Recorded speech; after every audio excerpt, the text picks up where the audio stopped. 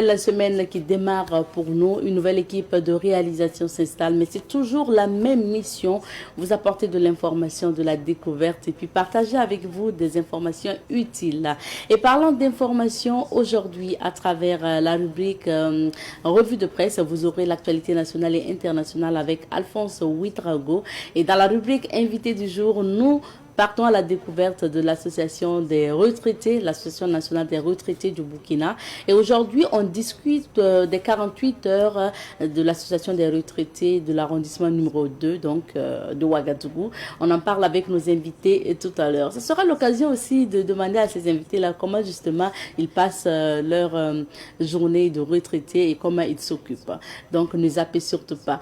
Alors, pour la rubrique à la découverte de, nous nous intéressons cette semaine à Lumbila, donc plus précisément l'orphelinat Sainte-Thérèse de Lumbila qui nous accueille pour la rubrique à la découverte de. Alors, madame, monsieur, fidèles téléspectateurs de Bonjour le Faso, bonjour à tous et bienvenue encore. Nous partons tout de suite et maintenant pour la première rubrique, c'est à la découverte de. Cette semaine, direction Lumbila pour vous faire découvrir l'orphelinat Sainte-Thérèse de Lumbila qui nous accueille d'ailleurs. Alors, rappelons que l'orphelinat Sainte-Thérèse de Lumbila est un centre qui accueille et accompagne les orphelins et enfants en détresse de 0 à 18 ans. Il a été fondé au Burkina Faso par les travailleuses missionnaires de l'Immaculée Conception en 1995 et est situé à 18 km au nord-est de Ouagadougou sur la route nationale numéro 3. Ce centre fonctionne principalement grâce aux dons de diverses personnes et associations. Cette aide n'étant toujours pas suffisante, des activités d'autoprise en charge ont été initiées par les travailleuses missionnaires de l'Immaculée. Ces activités sont entre autres l'élevage de bovins, de caprins et de volailles. Il y a également la culture de spiruline, le maraîchage également. On a la gestion d'une pizzeria dont la boulangerie est la principale source de revenus financières pour notamment financer l'enseignement à l'école. Il faut dire que ce centre, cet orphelinat a pour objectif principal d'accueillir, éduquer, de former des enfants orphelins ou déshérités afin de faciliter leur insertion dans la société en les rendant autonomes et responsables. Et l'orphelinat a pu justement accueillir un bon nombre d'enfants durant ces années d'existence, des enfants qui par la suite arrivent à s'insérer dans la société et deviennent des modèles.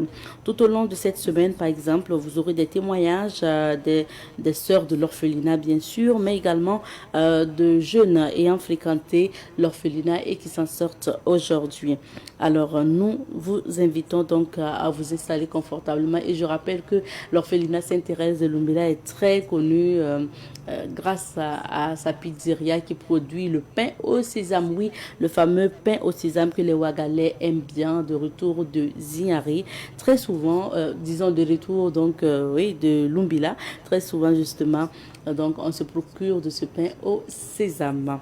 Merci de votre attention concernant la rubrique à la découverte 2 et pour vous permettre de mieux comprendre encore et de mieux découvrir l'orphelinat Sainte-Thérèse de Lumbila, on va vous proposer donc le premier témoignage de ces sœurs-là qui nous parlent de l'orphelinat Sainte-Thérèse de Lumbila.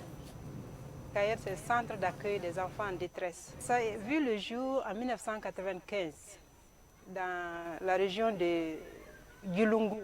En 1995, mes consoeurs de l'eau vive étaient parties dans les visites des familles. Il y a une qui vient de Gulungu, donc elle était répartie avec les autres consoeurs qui ne sont pas du Burkina pour rendre visite à des personnes et entre autres sa famille. Et dans la famille, elles arrivent, on leur parle d'une petite fille qu'on voudrait donner en mariage, mais le papa lui-même ne veut pas. Après, elles ressortent, il y a d'autres situations. Donc finalement, elles ont décidé d'accompagner cette petite. N'ayant pas de lieu, ce n'est pas en communauté qu'on pouvait amener une petite de quelques années pour l'accompagner. Donc la famille soit là à Gulungu, qui est la famille de notre consoeur, accepte d'accompagner cet enfant avec le soutien des travailleuses missionnaires. Et c'est comme ça qu'est venue l'idée d'accompagner. Ensuite, il y a eu d'autres enfants qui étaient dans des besoins aussi, dans des situations difficiles, entre autres des orphelins dont on a demandé aux travailleuses missionnaires d'accompagner. Et c'est comme ça que petit à petit, il y a eu des enfants qui sont venus sous la protection des travailleuses missionnaires. Et c'est grâce à la famille Swala qui a accepté en son temps d'accueillir ces enfants. Et progressivement, le nombre a grossi, étant dans une concession familiale, bon, avec toutes les conditions nécessaires qu'il fallait pour un grand nombre d'enfants. Donc, ce n'était plus possible de pouvoir garder tous les enfants dans la concession familiale. Et c'est comme ça qu'elles ont été, donc les premières travailleuses missionnaires ont été à la recherche d'un terrain où on pourrait construire et puis pouvoir accueillir un plus grand nombre. Et elles ont fait les démarches ici à Lumbila. Les propriétaires terriens ont accepté de nous concéder ce terrain qu'on a pu construire. Et on a une dimension de 13 hectares et demi, voilà, qui permet d'avoir toutes les structures possibles, donc les logements des enfants, le réfectoire, l'école, l'infirmerie, la boulangerie et la ferme spiruline qui est aussi une algue cultivée. Vous avez eu déjà l'explication là-dessus pour pouvoir aider à la nutrition des enfants. Bon, la ferme animalière aussi, voilà, pour produire de quoi pour subvenir aux besoins des enfants. Depuis 2001, les choses se mettent progressivement en route. Bon, beaucoup de choses ont été faites, mais il reste encore beaucoup à faire parce que les besoins sont toujours là, malheureusement. Bon, les difficultés, c'est que l'éducation d'un enfant, ce n'est pas une chose simple. Voilà, donc ça, c'est une première difficulté. Un enfant, même si ici, bon, c'est des enfants en détresse d'autant plus, voilà, donc c'est encore un plus dans les difficultés. Ils ont besoin de tout, comme tous les autres enfants, l'accès à la santé, à l'éducation et tous les autres loisirs dans la mesure du possible. Donc le centre essaie, dans la mesure de ses possibilités aussi, de répondre à ces besoins. Mais heureusement pour nous qu'il y a des amis, il y a des bienfaiteurs qui acceptent aussi de nous aider, de nous appuyer. Il y a des aides ponctuelles ou bien bon, des personnes qui sont régulières aussi. Voilà. Tout ça, ça contribue aussi à répondre aux besoins des enfants. Et puis bon, notre souhait, c'est que ces enfants aussi puissent profiter le maximum possible et pouvoir aussi s'épanouir dans la société. L'orphelinat accueille des poupons, donc les bébés, voilà, jusqu'à au moins 15 ans, donc jusqu'au CM2, 12 ans, 15 ans. D'autres enfants repartent avant. Voilà, ceux qui ont il y a des enfants qui sont placés pour 2 ans. Donc ces enfants-là repartent avant d'atteindre. Bon, ceux qui n'ont pas la possibilité aussi, le centre essaie de les accueillir, de les accompagner jusqu'au certificat au moins. Après, le fonctionnement, il y a la partie administrative, il y a la partie boulangerie que nous avons vue, il y a l'école. Et tout ça, c'est un ensemble. On essaie de se répartir les tâches avec l'aide des tantis pour les bébés, avec l'aide d'autres tantis aussi pour accompagner les plus grands. Parce que bon, même si ils sont un peu plus grands, mais voilà, vous avez des ados dans vos familles, vous savez ce que c'est. Voilà, et aussi à la boulangerie avec des employés. Il y a un peu ces différentes répartitions pour nous aider aussi à gérer cet ensemble. En général, ils sont placés avec l'aide de l'action sociale. Voilà. Et quand un enfant est dans les besoins, en général, les familles appellent soit l'action sociale, soit directement ici. Mais s'ils appellent ici, on les réfère à l'action sociale parce qu'il y a une enquête qui est faite avant de placer un enfant. Donc, les choses se passent de cette façon. Il n'y a pas de période. Ça peut venir, bon, il y a des années, par exemple, que ça peut venir 2, 4, 5. Il y a d'autres années, bon, c'est moins. Ça varie. Et comme nous ne sommes pas les seuls centres, il y a d'autres centres aussi. Donc, bon, ça dépend aussi des zones, voilà, où on se situe. Donc, si dans la zone ici, il y a des difficultés, il y a des enfants qui sont en situation difficile et que dans les autres CAED, ils sont déjà en nombre suffisant, bon, ils peuvent se référer, demander notre accompagnement. elles avaient accompagné jusqu'au collège, au bac, étant dans la maison. Donc de là, ils allaient au collège. Bon, petit à petit, on a vu que la gestion était assez difficile. Et on n'arrivait pas, bon, on a jugé de pouvoir accompagner jusqu'au CM2 et pouvoir les suivre pour ceux qui ont encore des attaches familiales où ils peuvent s'insérer. Et comme ça aussi, ça fait une insertion dans la société. Et bon, le centre, dans la mesure de ses possibles, continue de les accompagner. Par rapport aux besoins, bon, les besoins sont toujours là. On essaye avec l'appui de nos partenaires, de nos bienfaiteurs, de les accompagner. Maintenant aussi, le retour. Souvent, il y en a qui reviennent par surprise, oui. Il y a d'autres aussi qui reviennent pendant les vacances pour pouvoir passer un temps, un mois, quelques semaines avec leurs petits frères et sœurs et puis repartir pour la rentrée. Et en ce moment, le centre essaie de procurer pour la scolarité ou bien les fournitures pour qu'ils puissent repartir pour la rentrée. Donc il y a quelques-uns qui passent régulièrement aussi. Bon, nos projets, par exemple, on voudrait bien davantage éclairer la concession que vous voyez, surtout aux alentours où vont les enfants. Parce que bon, c'est vrai, on a un grand terrain, mais aussi il y a pas mal de reptiles. Et ça, c'est un souci. Quand ils sortent, voilà, on est toujours inquiet que quelque chose arrive. Donc, le projet d'éclairer un peu plus notre propriété autour des concessions. On a aussi le projet dans la mesure du possible, de faire le collège pour que ces enfants qui vont la plupart jusqu'au CM2 puissent aussi, dans la mesure du possible, continuer jusqu'au BPC au moins. Voilà. Parce que quand ils quittent ici, après le CM2, pour ceux qui ne repartent pas tout de suite, le centre doit quand même continuer de les soutenir dans la mesure de ses possibilités pour que ces enfants puissent avancer le plus possible dans la scolarisation. Et vous écoutiez à l'instant les sœurs de l'orphelinat Sainte-Thérèse de Lumbila. Et je rappelle que c'est cet orphelinat qu'on découvre ensemble dans la rubrique à la découverte de cette semaine. Pour la suite de cette émission, on va feuilleter les journaux ensemble et ça se passe dans la revue de presse. Nous retrouvons à présent Alphonse Ouitraogo. Bonjour Alphonse. Bonjour Madame Nikiema, bonjour à toutes et à tous. Bienvenue. Merci. On commence par quel journal? Avec le journal L'Observateur Parlera qui affiche ce matin une photo du Premier ministre qu'il aime avec donc le nouvel ambassadeur de l'Allemagne. Coopération, l'invité du Premier ministre au nouvel ambassadeur allemand, c'est-à-dire à la page 8 du journal Financement du terrorisme, un arsenal juridique pour contrer le phénomène, nous annonce donc le journal Conduite de la transition au Burkina. Le plateau central fait corps avec IB. Enlèvement du journaliste Alain, les OPM donnent de la voix. Parlement de la CEDEAO, Guy Marius Saillant, ou le coup d'éclat permanent, c'est donc une analyse à lire dans la rubrique Commentons l'événement.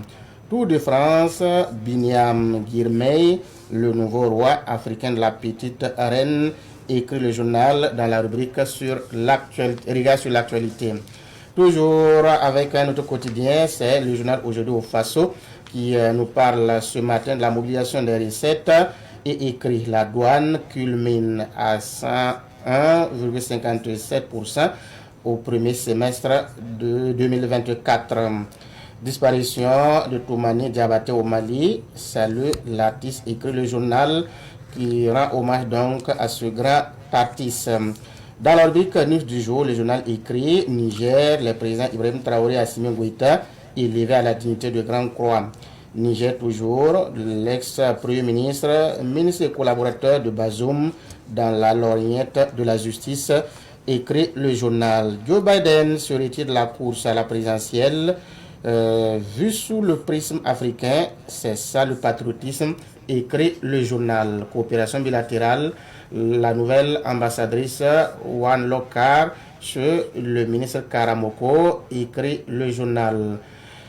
Avec un autre quotidien, c'est le journal Le Pays. Le Pays nous parle ce matin de cette rencontre, cette déclaration du ministre, Maître Edasso Rodrigue Bayala, de la Justice, à l'occasion donc la journée internationale Nelson Mandela. Le ministre déclare: nous devons changer l'image de la prison. C'est-à-dire à la page 10 du journal. Toujours dans le journal Le Pays, on peut lire: République du Niger, le président Ibrahim Traoré Assimi Goïta élevé à la dignité de Grand Croix. 9e édition des universités Sankoré, le capitaine Ibrahim Traoré élevé au rang de dignité de trésor humain de la jeunesse africaine. Élection à la Ligue régionale du centre du football, le président sortant Théophile Ouedraogo perd son fauteuil au profit de Charles Badoum. Patrimoine mondial de l'UNESCO, la Cour royale de Tébélé, candidate, écrit le journal. Dans la rubrique Actu Sport, le Pays écrit: Mercato, 2 pépites de Raimo FC vont signer avec Red Bull Salzbourg. C'est la fin. Merci bien, Alphonse, pour ces titres. On revient sur quelques sujets d'actualité. Commençons par l'actualité internationale, donc les élections aux États-Unis. Joe Biden qui se retire de la course à la présidentielle.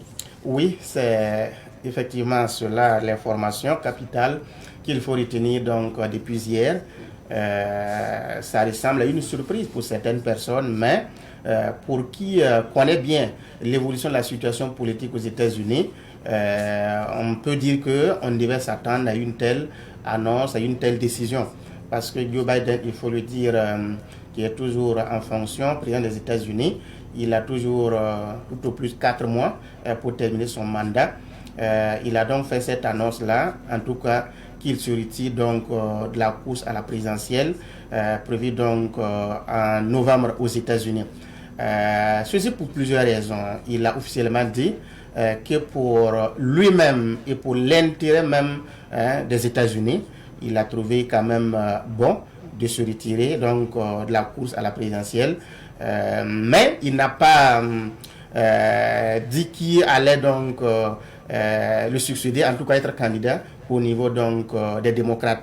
Mais c'est une information, une décision qui vient à point nommé, parce qu'au niveau de son parti, les démocrates, il est vivement critiqué à l'intérieur même de son parti, parce que beaucoup demandaient à ce qu'il se retire, qu'on donne vraiment la chance à un autre candidat. Il y a la femme de Barack Obama aussi, l'ancien président, qui est citée. Il y a d'autres candidats. Mais Joe Biden, à la surprise vraiment générale, a donc décidé de se retirer. Ceci pour dire que il y aura encore une nouvelle carte qui va se dessiner, en tout cas pour ce qui concerne donc la politique au niveau des États-Unis et surtout au niveau du parti, les démocrates. Donc, ça dit que c'est un échec justement des démocrates?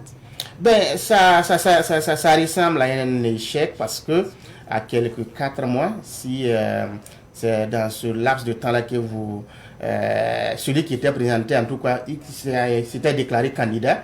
Si c'est à ce moment-là qu'il se retire, ben, ce n'est pas avantageux pour le parti, les démocrates, qui va prendre donc la place de Joe Biden, qui va arriver à avoir la confiance des Américains, surtout au niveau des démocrates. C'est difficile. Quand on sait que dans ces temps qui courent, il y a Donald Trump qui est en train d'arranger la foule, qui continue, qui multiplie les sorties, qui vient donc de terminer la convention des républicains, une convention pendant laquelle Donald Trump a été désigné officiellement comme candidat des républicains.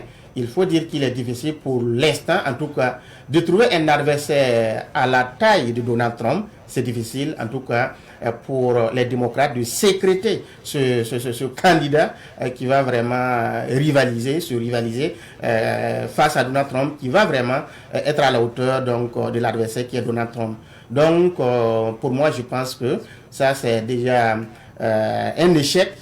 Et c'est aux démocrates vraiment de le prouver, de montrer le contraire, parce que trouver un candidat à ce moment-là qui va arriver à faire face à Donald Trump, ce n'est pas du tout évident. Mais ce qu'il faut relever, c'est que Joe Biden, depuis quelque temps, vivement critiqué pour plusieurs raisons, pour son état même de santé. Il a 81 ans. C'est quand même un vieux aujourd'hui. Oui. Il c'est quelqu'un, il faut le dire, il est resté dans le rouage du pouvoir depuis pratiquement 50 ou 40 ans. Donc, il a beaucoup travaillé au point qu'aujourd'hui, il n'est plus, en tout cas, il n'a plus ces rudiments nécessaires pour continuer à gérer un pays comme les États-Unis d'Amérique, une puissance mondiale.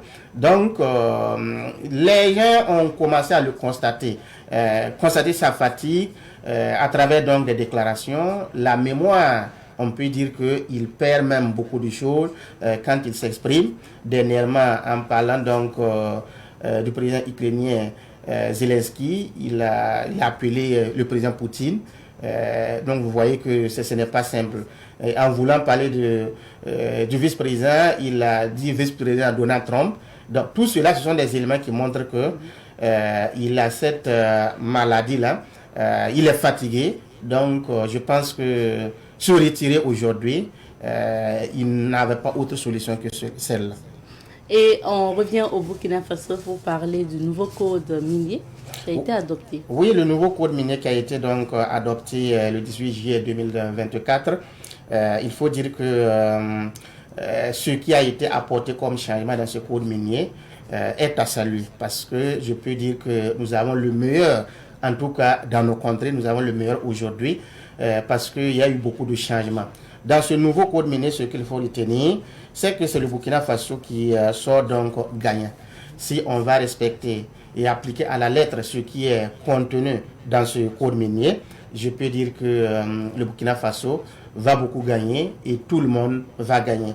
Ce qu'il faut retenir comme changement, c'est que ce nouveau code minier-là a indiqué que désormais un individu ne peut pas se lever et puis aller donc demander le permis d'exploitation et avoir, ça veut dire que pour avoir le permis d'exploitation, il faut vous mettre donc sous forme de société, il faut des personnes morales, donc on ne va plus donner à des individus à titre donc individuel.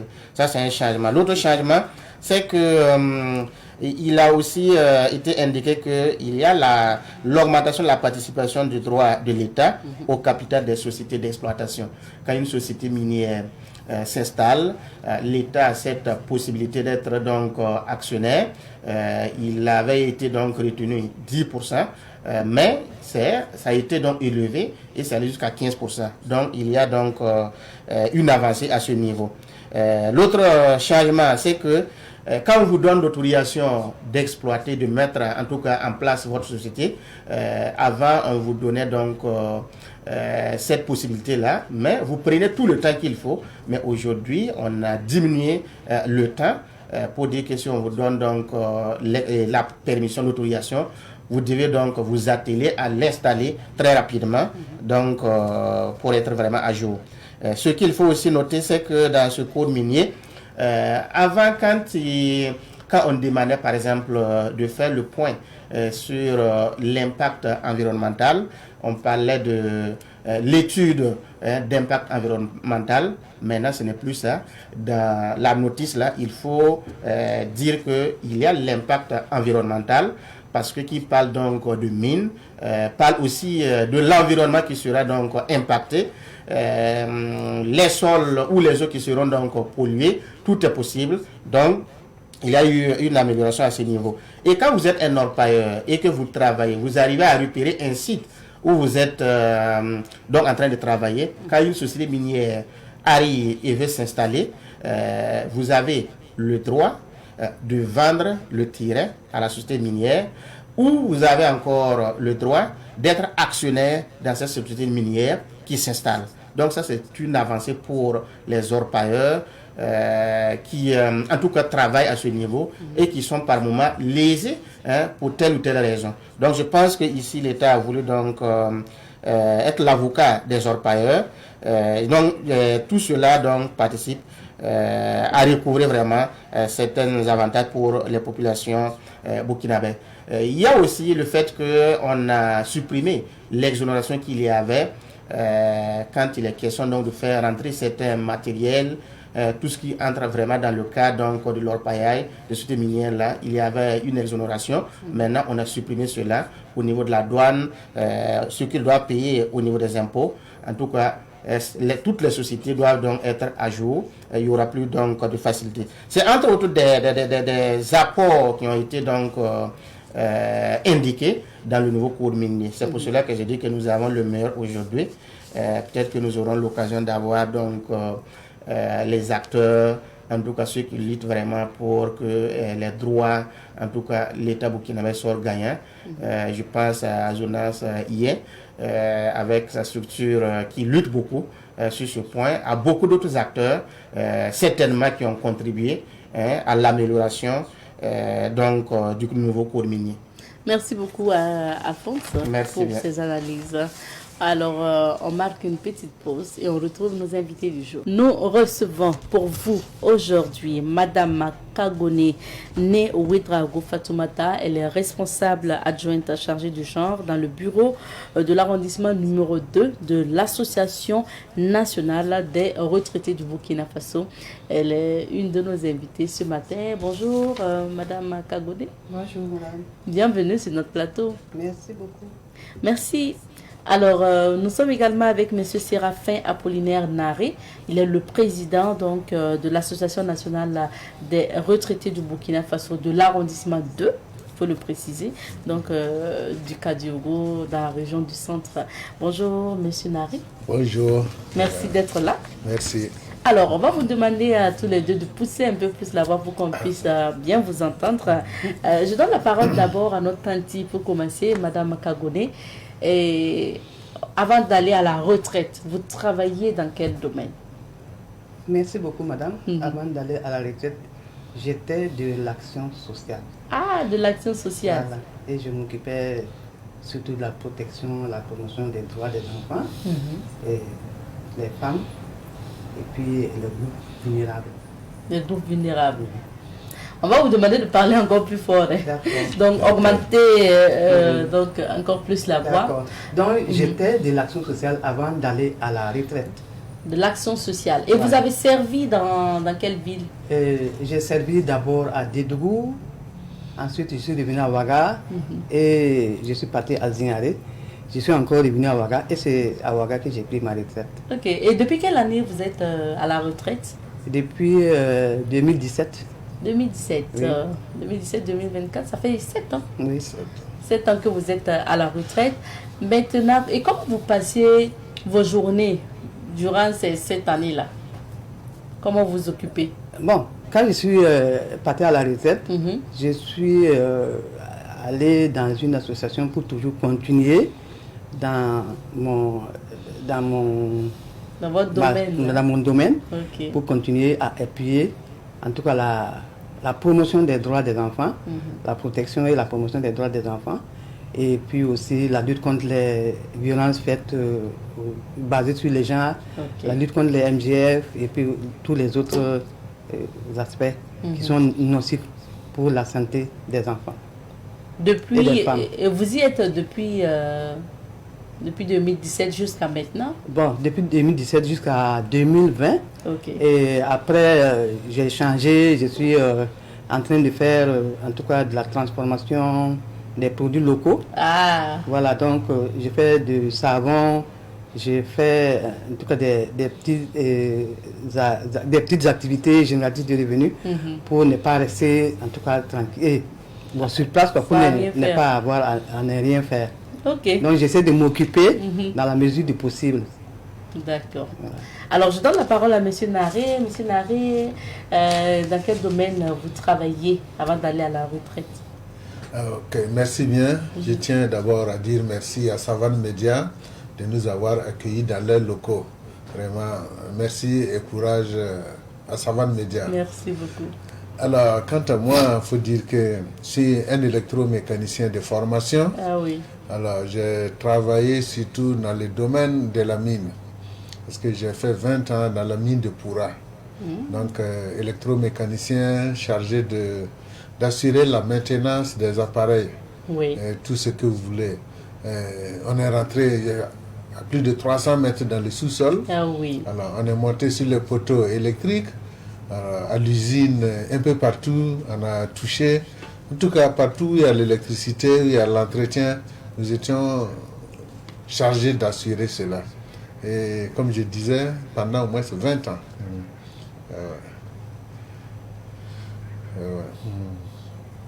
Ok. Ah oui. Et depuis quelle année vous êtes à la retraite? Bon, actuellement, ça me fait 6 ans que je suis 6 à la ans. retraite. Ok. 6 ans. Je vais dire, c'est à peu près la même génération. À peu près. À peu près la même génération. Et comment vous vous occupez à la maison ou par d'autres activités?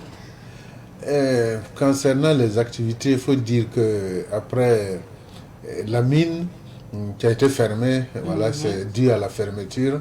Pour vous, c'était quoi? C'était une retraite anticipée Non, ou non, vous êtes arrivé à l'âge normal? Non, pas arrivé à l'âge. C'est, comment il faut dire, par la force des choses, je dirais. Alors, on a fermé la mine, insuffisance, les moyens. En tout cas, c'était une fermeture.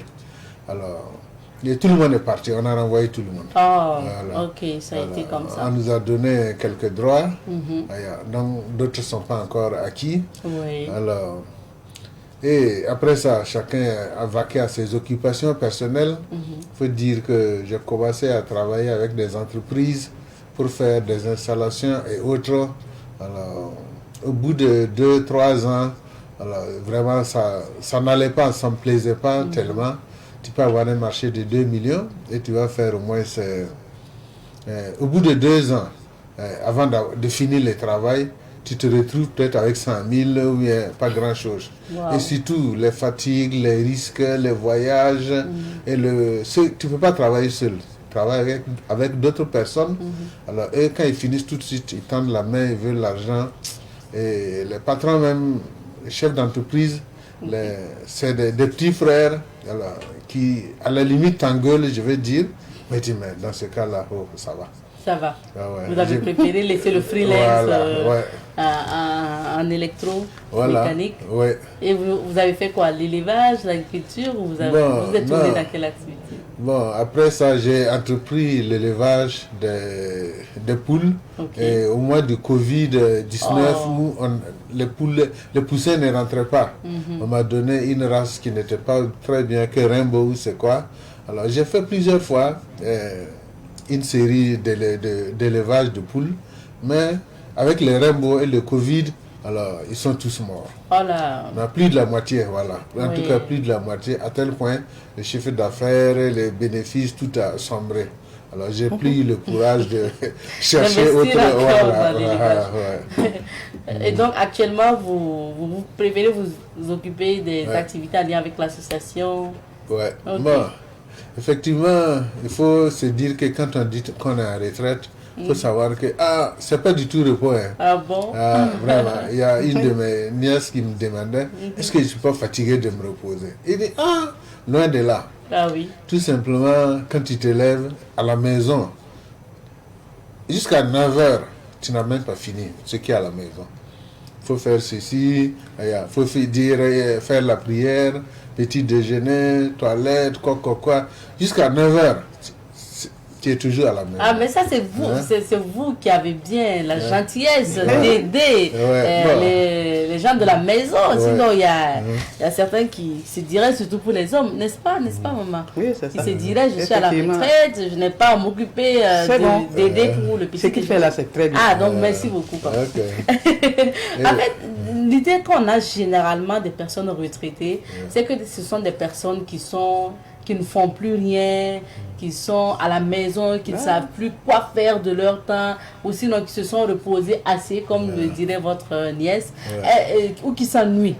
Voilà. Donc, on se dit même que ce sont des gens qui commencent à parler beaucoup, parce que quand tu arrives, comme eux, ils font rien là, ils prennent ton temps, ils discutent. Voilà. Qu'est-ce que vous pensez de tous ces dires, madame? Non, les gens ont raison, puisqu'ils ne vivent pas la réalité de la personne retraitée. Mais moi, je me dis que à la retraite, on est plus occupé même que quand on était de l'autre côté. Parce que quand on était dans l'administration, bon, c'est vrai, on a ton matricule, on sait où tu es, mais au moment de la retraite, tu dois t'occuper de tout.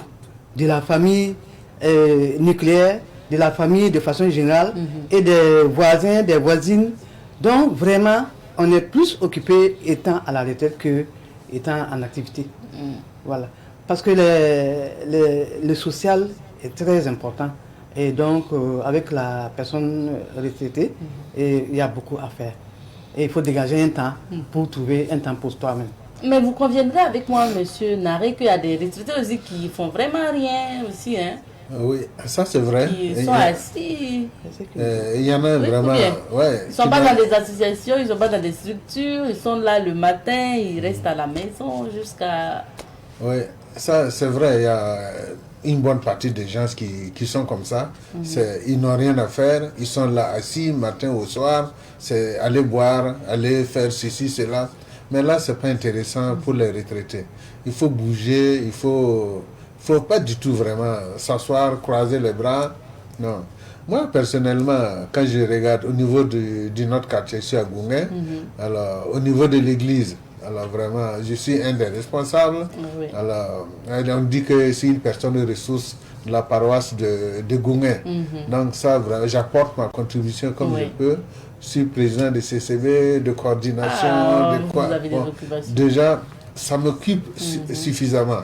Et en dehors de cela, au niveau de la famille, comme disait Madame Kagone, alors, au niveau de la famille, à Ouagadougou ici, chez nous à Koupéla, moi, dans notre village, je suis vraiment un des doyens.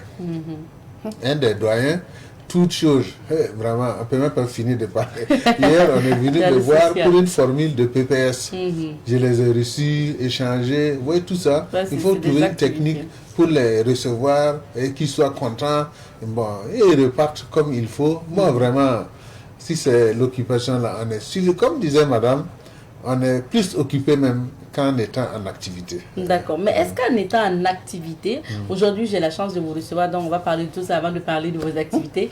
Est-ce qu'en étant en activité, pendant qu'on travaille, on doit en principe préparer sa retraite, c'est-à-dire ce que le programme de sa retraite en quelque sorte?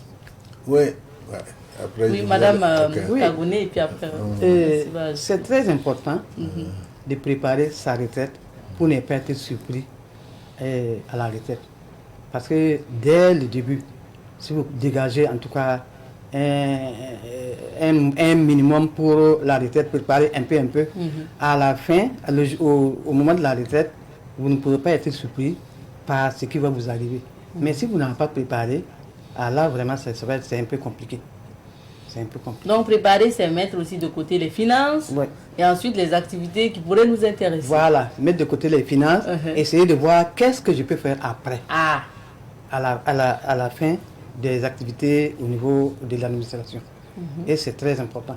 Et là maintenant, si vous voyez que ce que vous avez mis de côté ne vous permet pas de faire le travail, on essaie de voir où est-ce qu'on peut trouver en tout cas un appui pour qu'on puisse être accompagné. Bon, c'est seulement ceux qui ne veulent rien faire, qui pensent que... qui restent amorphes après la retraite. Sinon, comme on dit, après la retraite, c'est une autre vie. C'est une nouvelle vie qui commence et qui n'est pas du tout au repos. Ah oui. Voilà. D'accord. Monsieur Naré, pour ajouter peut-être sur la préparation. Ok. Merci bien. Je dirais que j'ai assisté à une conférence au tout début en 80. Où le conférencier disait que la retraite se prépare dès le premier salaire qu'on perçoit.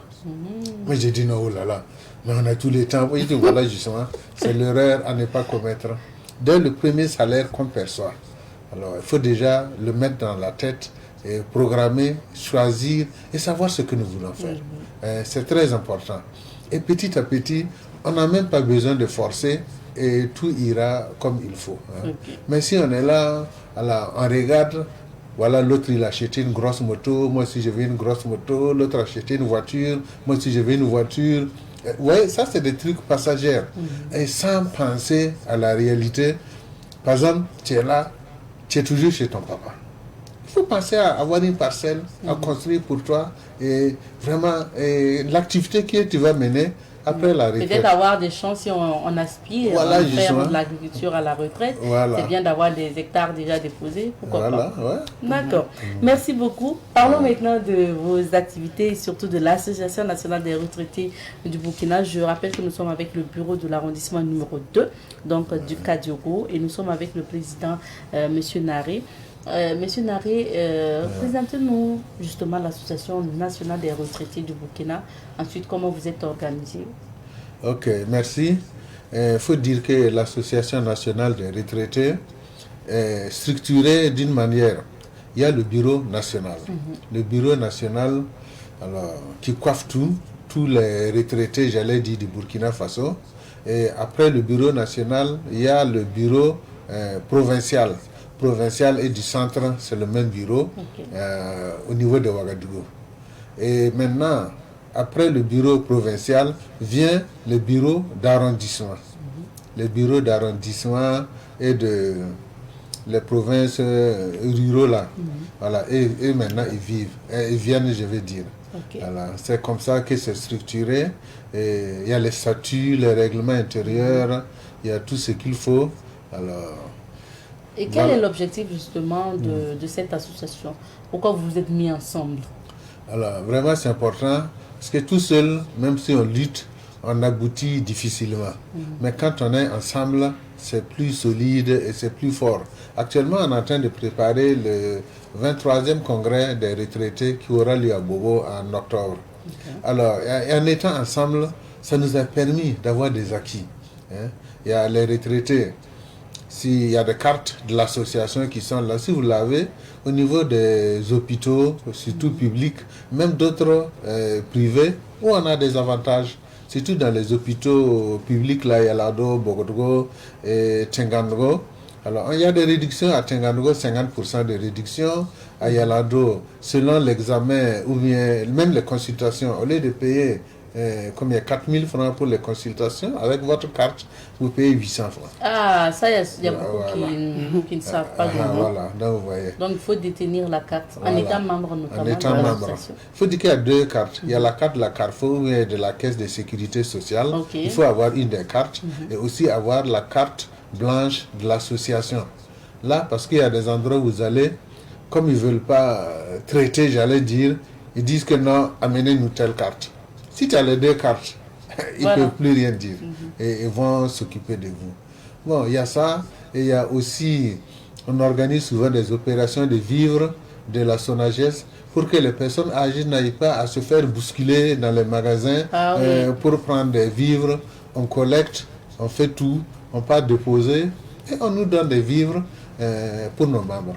Ça évite la bousculade et puis bon. Voilà, c'est ce qu'on peut dire. Madame Kagone, d'autres avantages en étant peut-être membre de cette association?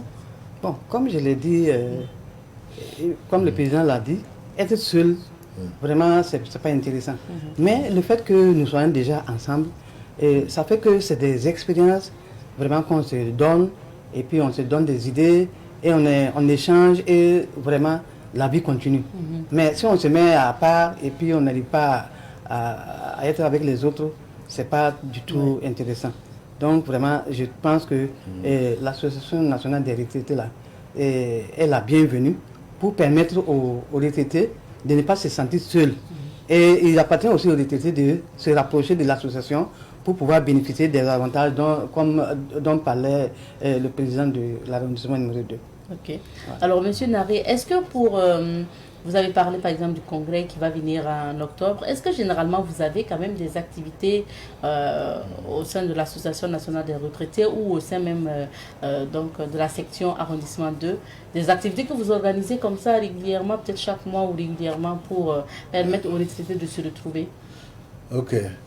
Au niveau des arrondissements, chaque arrondissement est autonome, s'organise et fonctionne comme il veut. Bon, nous, ce qui nous concerne, on a décidé, on existe, il faut dire, il n'y a même pas 10 mois, 8-9 mois que nous existons. Ça ne vaut pas une année. Ça vaut pas une Vous année. n'avez pas un siège d'abord? On n'a pas de siège. Et même le niveau provincial, même ils n'ont pas de siège. Ah, d'accord. Si vous allez dire qu'il y a un siège où vous vous retrouvez, peut-être pour jouer ou partager des expériences. Là, j'allais vous dire que nous sommes des sans domicile fixe. Mais pour tenir nos réunions, il faut jongler. Entre les maisons de jeunes. Voilà, entre la mairie, il faut avouer que le maire de l'arrondissement 2, oh là là, vraiment, il a félicité. On lui dit merci au passage pour tout ce qu'il fait pour nous. Alors, on arrive à se réunir là-bas, il nous donne une salle très bien avec tout ce qu'il faut. Alors, souvent, on change de lieu pour ne pas trop les importuner. Et on va à Antoine Nanga, on se réunit. quand il n'y a pas de salle même, sous les hangars, on se réunit. Ah oui. Ah ouais, vous voyez que... Et généralement, vous réunissez pour des réunions. Est-ce qu'il y a aussi d'autres activités peut-être Ok. ludiques? Ouais, ce que je peux ajouter, il faut dire que nous, on a prévu statutairement au niveau de l'arrondissement de se réunir une fois par mois. D'accord. Une fois, on se réunit, alors on mène nos activités comme on peut. Alors, on se réunit. Vous voyez aussi l'importance de l'association, c'est de se retrouver, hein, d'échanger, de causer ensemble. Il y a pas mal de choses. Si on se retrouve, alors, et sans vous mentir, à notre niveau, l'ambiance est au beau fixe. Ah oui. Quand on se retrouve, des anciens du Zenda, alors qu'ils animent vraiment comme il se doit notre bureau. On s'amuse, on est vraiment très très bien ensemble. Ils sont beaucoup, même je l'ai dit presque, tous sont plus âgés que moi. Ah oui. Je suis parmi les plus jeunes. Peut-être moi, c'est une ou deux personnes que moi je dépasse, et on me met comme président. Ah oui. Donc, vous voyez.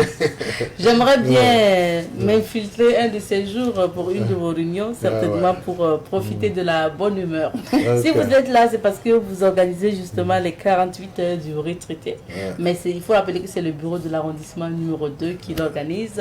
Alors, Madame Kagouni, pourquoi avoir initié ces 48 heures du retraité? Bon, les 48 heures du retraité de l'arrondissement numéro 2 a pour objectif de pouvoir réunir les retraités qui ne sont pas encore informés que, par exemple, il y a un bureau au niveau de l'arrondissement. Donc, c'est un départ pour que ces personnes-là puissent se rapprocher du bureau et par la suite, on verra comment faire pour agencer les activités. Ces 48 heures aussi, c'est pour permettre aux personnes, d'autres personnes retraitées de se joindre à nous pour vraiment profiter de ces 2 jours-là. Parce qu'il y a des activités qui sont prévues pendant ces 48 heures et je pense que le président va revenir là-dessus. Donc, l'objectif, c'est surtout se retrouver, essayer de se mettre ensemble pour pouvoir aller de l'avant et pour le bien-être de la personne retraitée. Et les autres ne sont pas exclus puisque nous invitons tout le monde à ces 48 heures-là. Alors, M. Naré, qu'est-ce qui va se passer durant ces 2 jours? Ok. Au programme, on a prévu vraiment un certain nombre d'activités. Alors, déjà, le vendredi 26 juillet, nous allons commencer dès 7h30 avec la montée des couleurs. Oui. On va assister avec le personnel de la mairie à la montée des couleurs. Et après cela, de 8h à 8h45, on va procéder à une séance d'aérobic. Le sport. Voilà. Histoire de réveiller un peu les vieux nerfs et puis se mettre un peu en forme. Ensuite, il y aura une pause. Et après la pause, de 9h45, il y aura une conférence, un panel sur éthique traditionnelle et culture moderne. Voilà les thèmes que nous avons choisis. Éthique traditionnelle et culture moderne. Et à partir de 12h, on prévoit un déjeuner. Pause déjeuner, où on va servir un repas pour ceux qui seront là, les invités et autres. Et le reste de la journée, ça va être meublé par les jeux de société.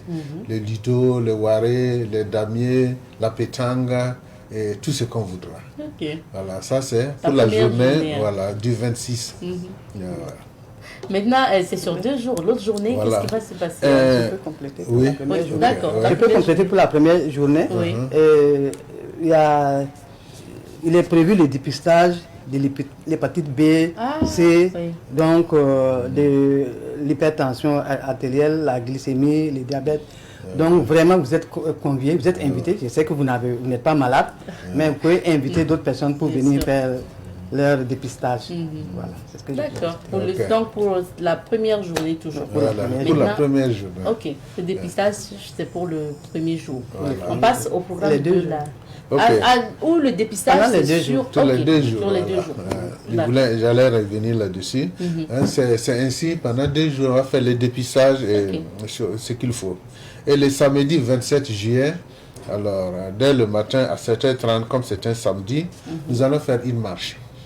Une marche, on va quitter de la mairie de l'arrondissement 2 ensemble, marcher à notre rythme, aller jusqu'au rond-point du 2 octobre. Rond-point du 2 octobre. Ouais. Ah oui, Ouais. d'accord. On avait voulu... C'est la voie de... qui va vers la laine, voilà, okay. Non, qui va vers Waïguia. Ok. Lycée Marianne Gouabi, il y a le rond-point du 2 octobre, voilà. On va quitter la mairie et on vient au niveau du rond-point. On a voulu prolonger. Comme c'est une première fois, on ne connaît pas la capacité physique des uns et des autres. Ne soyons pas gourmands, j'allais dire. On va faire un peu. Et vraiment, Dieu merci, on a la police qui va être là, qui va nous encadrer. Et puis, la sécurité, vraiment, sera au rendez-vous. Pour qu'on puisse aller à l'aise, aller faire le tour du rond-point et revenir. Et au retour du rond-point du 2 octobre, on va s'arrêter au musée de l'armée. Il y a le musée de l'armée où il y a pas mal de choses. Il semblerait vraiment... C'est très bien. Il faut qu'on visite. Ouais, nous, on a ces valeurs que nous ignorons ou que nous n'accordons pas assez d'importance. Alors, ça va nous permettre de visiter le musée de l'armée. Alors, comme n'ayant pas encore été, je ne peux pas faire beaucoup de commentaires là-dessus, mais on nous dit que vraiment c'est bien. On verra les tenues des anciens militaires, des combattants. Bon, pas mal de choses. D'accord. Et c'est à l'issue au retour maintenant, il y aura, comment dirais-je, à 12h. Alors, on a prévu un déjeuner encore le samedi. Et après le déjeuner, après le déjeuner, c'est la poursuite des jeux de société. Et aussi le soir, à 16h. À 16h, il y a une marche de foot qui va opposer les retraités aux femmes de l'arrondissement. Ah oui, d'accord. Okay. Bon, on n'a pas encore défini tout à fait les règles. Alors on va jouer. En fait, l'essentiel, c'est de s'amuser, d'égayer les gens, de voir les tantis, les mamies courir un peu. Il y a des gardiens de but. Oui. Bon, vraiment, voilà. C'est l'essentiel que nous voulons.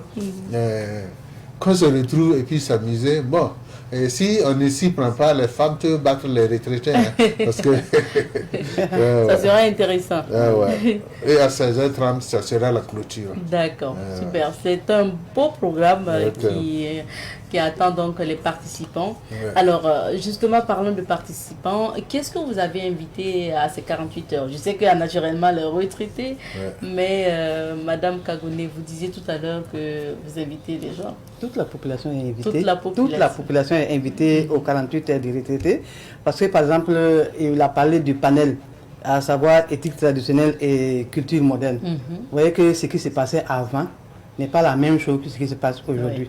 Donc, ce conflit de génération, il faut qu'on arrive à comprendre pour mieux et cheminer ensemble. Donc, il faut que vraiment tout le monde est invité, toute la population est invitée, sans exclusive.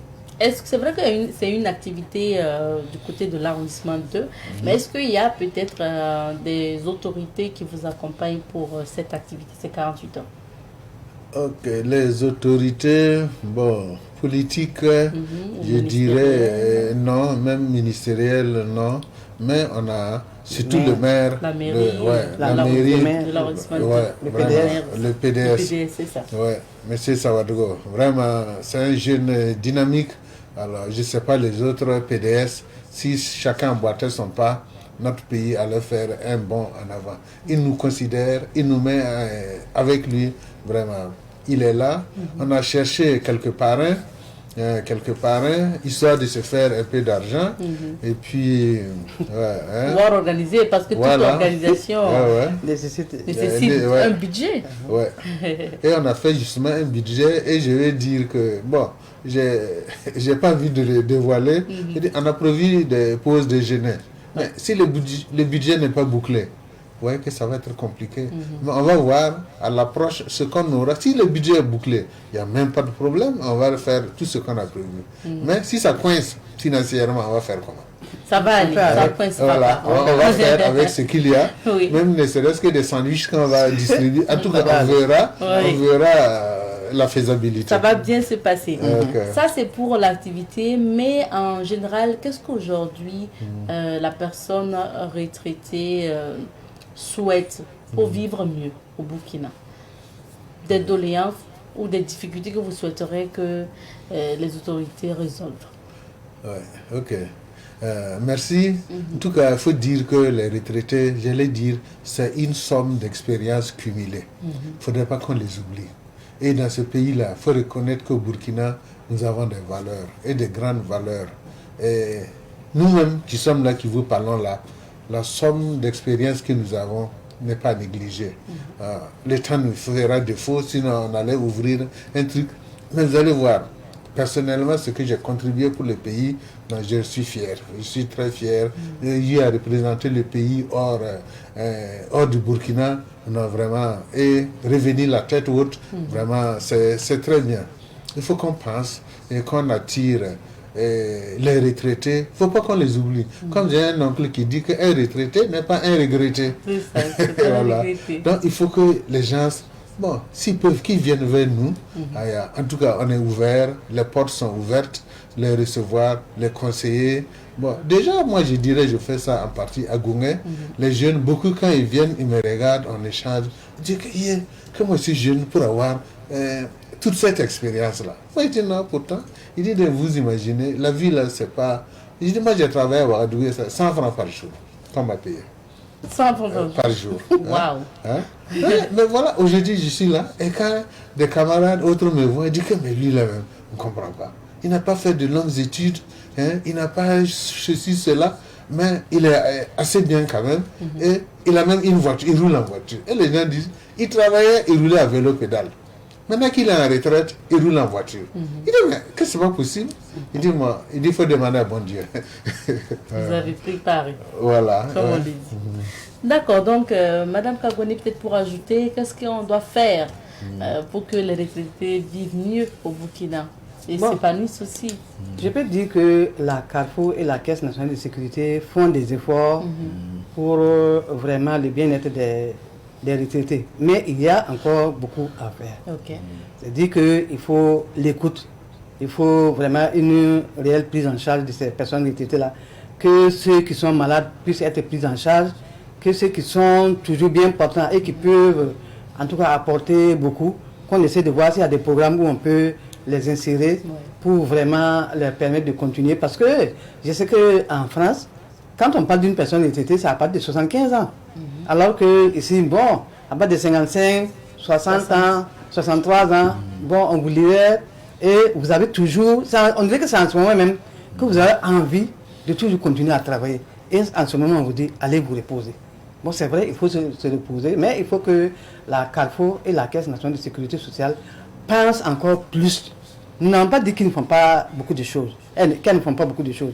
Elles font déjà des efforts, mais nous souhaitons que ça puisse continuer pour que la personne retraitée soit épanouie pour bénéficier, par exemple, de l'accompagnement et toujours continuer à ne pas rester, en tout cas, isolé. Voilà. Et quand vous avez parlé des services de pension des retraités, ça m'a rappelé aussi certains cas. Est-ce qu'au sein de votre association, peut-être, ou est-ce que vous n'avez pas connaissance aussi de cas de personnes à la retraite, peut-être ayant travaillé surtout dans le secteur privé, qui n'ont pas été déclarés et qui vivent des difficultés actuellement?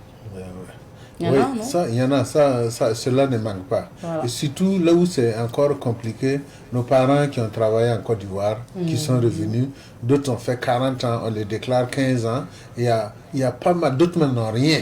Ils n'ont rien. Ça veut dire chaque 3 mois, ils ne peuvent rien. Ils n'ont rien même. Alors qu'ils ont travaillé, ils ont cotisé.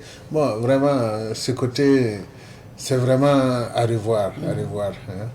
Et puis aider, bon, comme on va dire, hein, chacun prépare sa vie comme il peut. Ceux qui ont été malins, ils l'ont bien préparé, ils s'en sortent. Bon, en tout cas, si on peut encore regarder, surtout le rehausser un peu, il y a des gens 3 mois, les gars ils vont aller, surtout les vieilles, les veuves là, ils n'ont même pas 50 000 francs tous les 3 mois. Tu vas faire quoi avec cette somme? Et peut-être il y a des enfants ou des petits-enfants. Bon, vraiment, si on pouvait étudier davantage et puis voir comment améliorer la situation de ces gens-là. Merci. Oui, Madame Kagoni. Je voulais dire que pour que la personne retraitée ne soit pas surprise par sa retraite, je suggère qu'au niveau des services là, on puisse mettre un service qui puisse rappeler aux gens de temps à autre que la retraite se prépare à partir de la prise de service et je pense que ça peut aller. Ok, Voilà. il faut rappeler.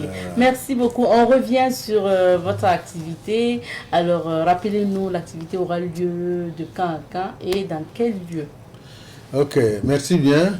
Je dirais que les 48 heures du retraité de l'arrondissement numéro 2 auront lieu du 26 au 27 juillet et à la mairie de l'arrondissement. À la mairie de l'arrondissement. Voilà, une mairie de l'arrondissement à 6 immeuble Bangoguin. Ok. Avant d'arriver à la gare staff là, un peu on descend à gauche et la mairie est là. Ok. Donc, votre mot de fin, Madame Kagone? Bon, je voudrais vraiment vous remercier pour la parole que vous nous avez donnée ce matin pour parler de nos 48 heures du retraité de l'arrondissement de Ouagadougou.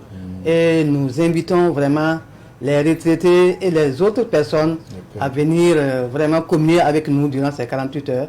Et je pense que, en tout cas, tout ira bien. Merci beaucoup. À partir du 26.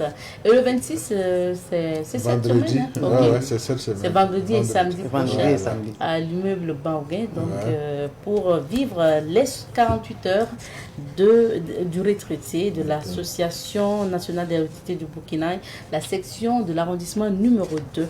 Merci beaucoup, Monsieur Nari, d'être passé. Restez avec nous. Je rappelle que Monsieur Séraphin Apollinaire Nari est le président donc, de l'arrondissement 2 de l'Association nationale des retraités du Burkina Faso, section arrondissement 2 bien sûr. Et Madame Kagone Néouedrago Fatoumata est responsable adjointe chargée du genre dans le bureau de l'Association nationale des retraités du Burkina Faso de l'arrondissement numéro 2. On va s'arrêter ici pour l'entretien d'aujourd'hui. Marquons une petite pause histoire de raccompagner nos invités. Merci à tous de votre attention. On revient sur la rubrique à la découverte 2. Je rappelle que cette semaine, nous nous intéressons à l'orphelinat Sainte-Thérèse de Lumbila et nous partons à 18 km donc, de Ouagadougou pour découvrir cet orphelinat. L'orphelinat Sainte-Thérèse de Lumbila, il faut le rappeler, est un centre qui accueille et accompagne les enfants et orphelins en détresse de 0 à 18 ans. Il a été fondé au Burkina Faso par les travailleuses missionnaires de l'Immaculée en 1995 et est situé justement à 18 km au nord-est de Ouagadougou sur la route nationale numéro 3. Ce centre fonctionne principalement grâce aux dons de diverses personnes et associations, que ce soit donc au Burkina, mais également à l'extérieur. Cette aide n'étant toujours pas suffisante, des activités d'auto-prise en charge ont été initiées par ces travailleuses missionnaires de l'Immaculée Conception pour justement avoir plus de ressources. Ces activités sont entre autres l'élevage de bovins, de caprins, mais également de volailles. On a la culture donc de spiruline et le maraîchage qui font partie également des activités. On a la gestion d'une pizzeria dans la boulangerie qui est la principale source de revenus financières pour notamment financer l'enseignement des enfants à l'école. Accueillir, éduquer et former des enfants orphelins ou déshérités afin de faciliter leur insertion dans la société et en les rendant également autonomes et responsables sont leurs objectifs principaux. Et vous avez aujourd'hui donc la pizzeria de l'orphelinat Sainte-Thérèse de Lumbila qui est très connue pour son pain au sésame, très prisé donc des Ouagavillois parce que de retour de Lumbila ou de Ziari, on s'arrête très souvent pour prendre donc notamment le pain au sésame qui est très prisé par les Ouagalais. Tout au long de cette semaine, vous aurez notamment des témoignages des sœurs de l'Immaculée. Vous aurez également des témoignages d'enfants ayant réussi après avoir passé donc leur enfance et leur éducation au niveau donc de ce centre, notamment l'orphelinat Sainte-Thérèse de Lumbila. Donc à partir de demain, on vous proposera également d'autres témoignages. Sinon, aujourd'hui, on s'arrête ici pour l'émission de ce matin. Merci à vous de votre fidélité à Bonjour le Faso. C'est une matinée gracieuse, comme on le dirait, parce que Par la grâce de Dieu, on s'est réveillé avec, disons, mais depuis la nuit, hein, il a plu et on s'est réveillé avec cette pluie bienfaisante. Donc, on vous souhaite de passer une agréable journée de lundi et surtout profiter de cette semaine-là pour relever les défis. Allez, prenez soin de vous. Excellente semaine.